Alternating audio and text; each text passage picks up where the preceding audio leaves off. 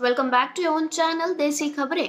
Serial ये रिश्ता क्या कहलाता है में एक बार फिर अभीरा की वजह से पोद्दार हाउस की शांति भंग हो चुकी है। जी हाँ दोस्तों, आपने बिल्कुल सही सुना है। दूसरों के मामलों में टांग अड़ाने की आदत अभीरा की गई नहीं है। और यहाँ भी अब जब कियारा मुसीबत में पड़ी है तो उसे बचाने अब अभीरा बीच में आने वाली है।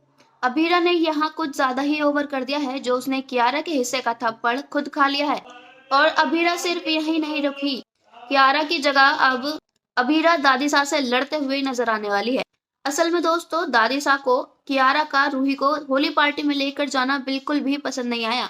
और इस बात पर जब कियारा ने बदतमीजी की तो उसे थप्पड़ पड़ना भी चाहिए था। लेकिन यहाँ अब अभीरा बीच में आ जाने वाली है।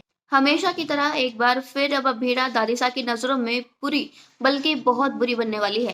इतनी मुश्किल से तो अभीरा को दादीसा से माफी मिली थी, घर में रहने की परमिशन मिली थी, लेकिन अभीरा को फिर भी कुछ नहीं समझ आया। यहाँ अब दादीसा के गुस्से से अभीरा को बचाने के लिए एक बार फिर अरमान को आना पड़ेगा। अरमान को तो मानो अब बस यही काम रह गया है कि वो अभीरा लड़ाई करती रहे और अरमान उसे हर जगह बचाता रहे। घर में भी सबको यही लगता है कि अभीरा बहुत ज्यादा लड़ाकू है और अरमान सिर्फ और सिर्फ उसकी तरफदारी करता है। अभीरा की हरकतें तो जैसे अरमान इग्नोर ही कर देता है। यहाँ भी अभीरा अब दादीसा से बदतमीजी करने वाली है और कहने वाली है कि कियारा घर में छोटी है, आप उस पर इस तरह कैसे हाथ उठा सकती हैं। आपको पता भी है कि कियारा जैसी उम्र के बच्चों पर अगर हाथ उठाया जाए तो वो इसे बेइज्जती मानते हैं और ट्रॉमा तक में चले जाते हैं। आप इतनी बड़ी हैं लेकिन आपको इतनी सी बात समझ नहीं आती। दोस्तों, अब यहाँ दादी साहब को कियारा की बातों से भी ज्यादा गुस्सा तो अब अबीरा की बातों पर आने वाला है। अबीरा जिस तरह दादी साहब को हर बात पर गलत साबित करने के लिए तुली रहती है, उससे कहीं ना कहीं दादी साहब को बहुत ज्यादा चिढ़ होने लगी है। दादी साहब यहाँ अब अबीरा से कहने वाली हैं कि हाँ, मैं घर की बड़ी हूँ और ये बात मुझे अच्छी तरह पता है कि बच्चों को प्यार के साथ साथ डांट फटकार की भी बहुत ज्यादा जरूरत होती है। अगर तुम्हारी माँ ने भी तुम्हें थोड़ी डांट फटकार लगाई होती, तुम्हें दो चार थप्पड़ मारे होते, तो तुम आज इतनी बदतमीज ना होती। हमने तुम्हें इस घर में रहने की परमिशन सिर्फ और सिर्फ अरमान की वजह से दी है, इसलिए हमारे सर पर चढ़ने की बिल्कुल भी जरूरत नहीं है।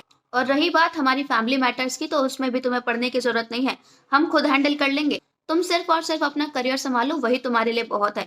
अब यहाँ दादी सा और अभीरा की लड़ाई कुछ ज्यादा ही बढ़ चुकी है, तो यहाँ अरमान को बीच में आना पड़ा है। और एज यूजुअल उसने अभीरा की ही साइड ली है। अरमान अभीरा को अब अच्छी तरह जान चुका है। उसे यह समझ आ चुका है कि अभीरा के तरीके शायद गलत हो सकते हैं, लेकिन उसके इंटेंशन कभी भी गलत नहीं होती। वो हमेशा हम घर के बच्चों की मदद ही करना चाहती है। यह अरमान भी अब दादी सास से कहने वाला है कि क्या हुआ अगर क्यारा रूही को अपने साथ ले भी गई होली पार्टी में।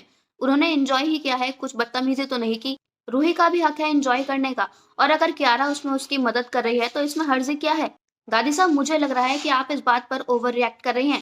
दोस्तों, दादी साहब को यहाँ बहुत ज्यादा बुरा लगने वाला है, क्योंकि अरमान ने उनसे इस तरह कभी भी बात नहीं की है। दादी साहब को अब ऐसा लगने वाला है कि वो समय दूर नहीं जब अरमान को सिर्फ और सिर्फ अबीरा दिखाई देगी और वो सिर्फ उसी की बातें सुनेगा और सबको इग्नोर कर देगा। दोस्तों, अब जिस तरह अरमान अबीरा की साइड लेने लगा है और उसका साथ देने लगा है, आपको क्या लगता है, क्या उसे उससे प्यार तो नहीं हो गया है? अपनी राय हमें कमेंट्स में जरूर बताइएगा। साथ ही साथ अगर नहीं किया है चैनल को सब्सक्राइब तो जरूर कर लें, ताकि सीरियल की सारी न्यू अपडेट्स आप तक पहुंचे सबसे पहले। धन्यवाद।